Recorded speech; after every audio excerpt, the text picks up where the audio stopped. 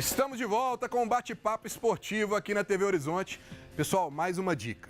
Se você é aposentado, militar ou servidor público e precisa de uma ajuda financeira, esse mês a Dindim Fácil preparou uma promoção para você. Diga que viu a propaganda aqui no Bate-Papo Esportivo e você terá uma taxa especial. E se você estiver negativado, também tem solução. Vá lá e simule um empréstimo. As taxas são as melhores do que os grandes bancos aí. Dindim rápido, sem burocracia e em 24 horas na sua conta. Vá em uma das 3 lojas, Praça 7, prédio da Walmap e na Galeria do Otton. E agora, vamos falar aí do empate do Atlético contra a Ponte Preta ontem no Independência. Vamos rodar aí já os melhores momentos? Aí, primeiro, a gente já falou muito na sexta-feira o horário do jogo, né? 11 horas, né? Um calor danado, hein, Rui? Um calor danado, é menos tempo para recuperação dos atletas. Nós temos aqui um treinador de futebol que já esteve em campo e sabe que é difícil você conseguir recuperar o atleta de um jogo para o outro. E, infelizmente, o Atlético não conseguiu. Agora, o primeiro tempo, a Ponte Preta veio muito fechada. Nossa, o Atlético conseguiu achar aquele gol ali. Muito difícil realmente ser Mas jogado. Até então, Paulo, primeiro tempo o Atlético virou na frente e a Ponte não tinha demonstrado nenhum tipo de perigo assim pro Atlético.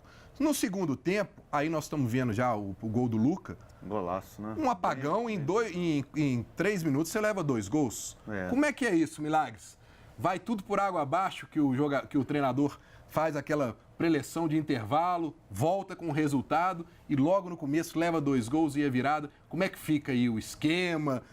Como é que é para o treinador ver isso? Não, por água abaixo não pode não, né, Breno? Principalmente pelo elenco que tem, os atletas de alto nível que o Atlético possui.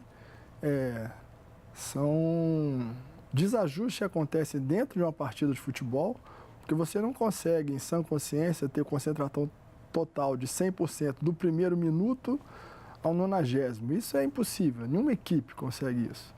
E esses apagões acontecem, não é para ser natural, é uma forma que tem que ser corrigida, e o Roger tem falado muito com relação a isso, e que são as nuances do futebol, né? Por isso que o futebol é apaixonante. Tem um elenco que tem, jogando em casa, o grupo que tem, e de repente, em 10 minutos, quase deixa a vaca ir para o brejo.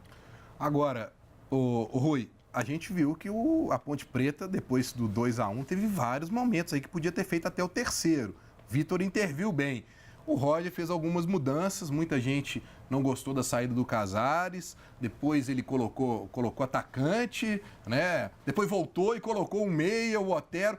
Como é que você sentiu essas mudanças? Porque no final conseguiu achar um gol aí com o Rafael Moura. Mas o Milagres tocou no ponto-chave, ponto mestre de uma equipe de futebol.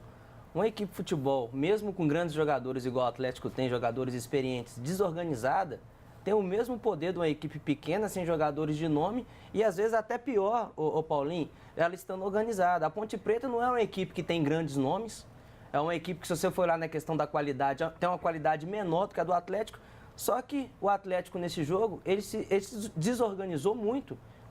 Mesmo acontecendo as mudanças, as alterações, elas não vão conseguir surtir efeito numa equipe desorganizada. E a prova disso são os gols que o Atlético levou. Você vê jogadores ficando no meio do caminho, os jogadores da parte defensiva correndo em direção desesperadamente ao próprio gol. Isso aí mostra a desorganização do time. Você está falando aí da parte defensiva.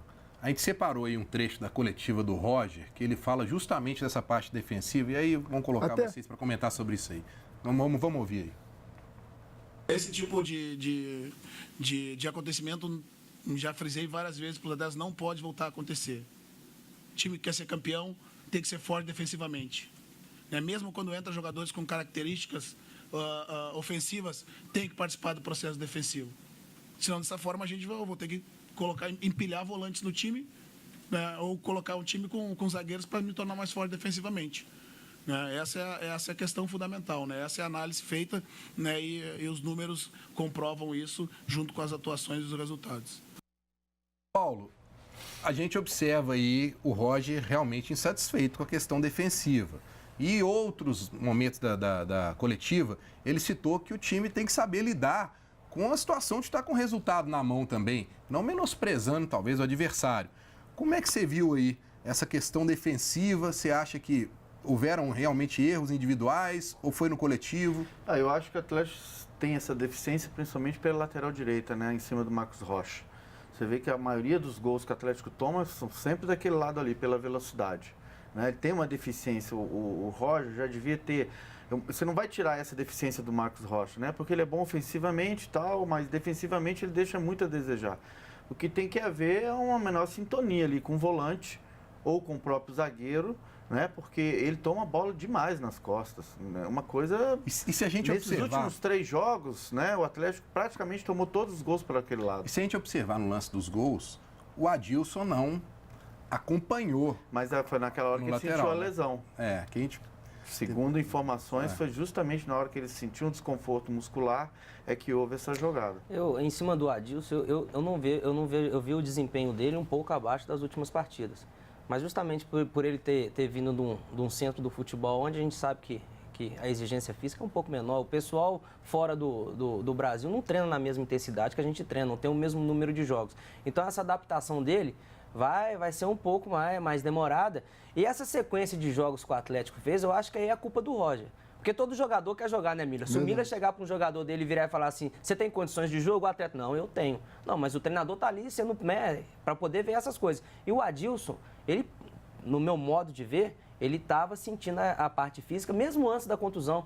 Eu acho que é um jogador que merece ser olhado de uma outra forma, porque quando entrou, realmente mudou a forma de jogar do Atlético. Mas nesse jogo estava cansado. A gente, inclusive, tem umas imagens do Adilson aí, no momento que ele saiu do campo, se puder colocar aí pra gente, porque realmente ele foi substituído, colocou a mão ali na coxa, e essas imagens aí, vamos colocar, é quando no término do jogo, até andando, até meio arrastado. É chateado, né? A perna direita, você percebe que ele está puxando a perna, né? Fica dolorido. O departamento médico do Atlético vai fazer uma avaliação, a gente ainda não tem nenhuma notícia se realmente muscular? Vamos ter essa avaliação hoje para entender se realmente foi uma lesão muscular, ou não. Né? Quando o jogador sai desse jeito cabisbaixo, ainda mais que, né, Paulo, ele vinha jogando bem, você vê que alguma coisa séria aconteceu. A preocupação é grande, né? Isso mesmo. Então... Você vê que ele... E outro detalhe também, que eu, assim, particularmente não gosto, é de ver Rafael Moura e Fred junto. Eu acho que limita demais o time no ataque, você perde jogador no meio-campo, você perde poder de marcação. O Atlético correu risco demais ontem de levar 2, 3 gols no final. Então vamos pegar o gancho, nós estamos com o treinador aqui, né? Então vamos ouvir a palavra do treinador aqui. Vamos pôr 2 pontos aí. Primeiro, o que o Atlético está precisando fazer para encontrar essa primeira vitória no Campeonato Brasileiro, Milagres? E como é que você vê essa situação que o Paulo disse aí? Dá para jogar Rafael Moura e Fred juntos? A gente analisando de fora, a gente está com a cabeça muito mais fresca que a do Roger, né, gente? E pelo que eu observei no jogo ontem, o Atlético, em situações no jogo, tinha 4 jogadores atacantes. Aí é que eu venho pontuar a questão seguinte: independente da necessidade, o Atlético jogando independência, com seu mando de campo, necessitando do resultado, então o treinador coloca 4 jogadores de características mais ofensivas. Esses atletas têm que ter o comprometimento do futebol moderno. Eles são ofensivos quando a equipe tem a bola, mas quando perde a bola tem que ter a recomposição. Aquilo que o Rui estava falando, a desorganização. Quando o Atlético perdia a bola, você não via as linhas.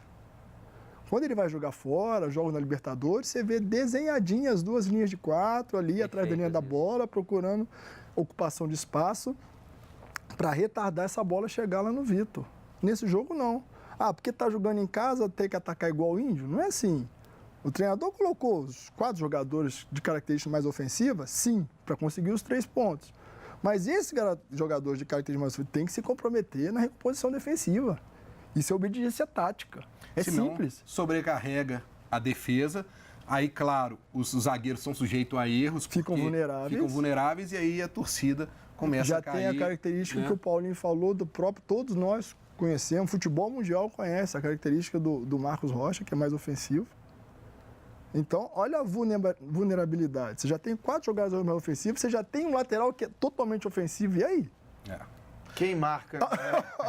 Pô, a conta vai sobrar para alguém. Ainda bem que o Vitor estava no dia bom. Vamos aproveitar, né? Agora é a hora que eles também cornetam, sabe, Milagres? Coloca aí pra gente aí, Alexandre. Meu Deus do céu. Guilhotina. Bom, quem vocês acham do jogo entre Atlético e Ponte Preta que merece para a guilhotina? Aquele jogador que não foi bem definitivamente. Eu vou esperar meu capitão falar. Cara, eu assim, o Atlético não jogou de todo mal, não. A Ponte Preta veio com propósito e cumpriu 90 minutos. O Atlético se perdeu totalmente durante o jogo. Sai de cima do muro, então, Paulo Roberto. Não, mas eu tô explicando. Coletivo, então, Por né? isso, o Roger, para mim, vai para a guilhotina. Ó, Eu vou Rui. acompanhar. Eu falei do coletivo, tá vendo como é que a gente pensa do mesmo jeito? Ele falou a respeito da desorganização da equipe, porque não adianta você colocar o Rafael Moura, você pode trazer até o Reinaldo, que já jogou há muito tempo, você traz o Marques também, que já foi ídolo, bota o Paulinho na ponta esquerda, que não adianta. Eu acho que nessa questão da desorganização, hoje a guilhotina vai ser pro Roger. Milagre, você vai ter que participar dessa aí. Não, eu não fujo da raia, não. Então Quem vai lá. Quem foi o capitão do Atlético? É o Vitor. O Vitor? Sim. Então o Vitor vai com o Roger. Sabe por quê? Porque o capitão é representante do treinador. Então, principalmente o goleiro, ele tem que ter chamado ali 2 ou 3. Ei, parou tudo, a bola já parou. Ó, vem você, não é assim, entendeu? Vamos arrumar. Lá dentro, ele é o representante do Roger. Entendeu? Agora eu vou ter que Boa falar. observação, Posso hein? falar Boa rapidinho? observação, Eu fala. lembrei do tempo que eu jogava com ele. É, Ele não perdoava, não. O homem era bravo. nós vamos falar dos casos do Rui com Milagres no próximo Não, mas bloco. peraí, que caso? Ah, você vai descobrir. Você vai descobrir. Em rede nacional, sabe que caso? descobrir. Pô, Antes velho. disso, eu tenho mais O uma cara é dica aí. casado, eu sou divorciado, não gosto do... Você viu lá em caso? Cuidado, Pô, Galante, vamos cuidado. esclarecer isso aí rápido, velho. Então vamos lá. E quem disse que mulher não gosta de futebol? E que homem não se interessa por moda feminina? Afinal, quem não quer ver a esposa ou a namorada toda bonita e produzida? Então fica a dica, dá uma conferida na MK Poá, a loja mais charmosa do Buritis. Lá você encontra as grifes mais desejadas da moda mineira. Tem atendimento diferenciado e ainda ganha desconto especial se falar que assiste o Bate-Papo Esportivo. Então, corre lá e confere as promoções. O endereço está aí na tela para você. Nós vamos para um rápido intervalo e voltamos falando tudo sobre a vitória do Cruzeiro contra o Santos na Vila Belmiro. É bem rapidinho, não saia daí.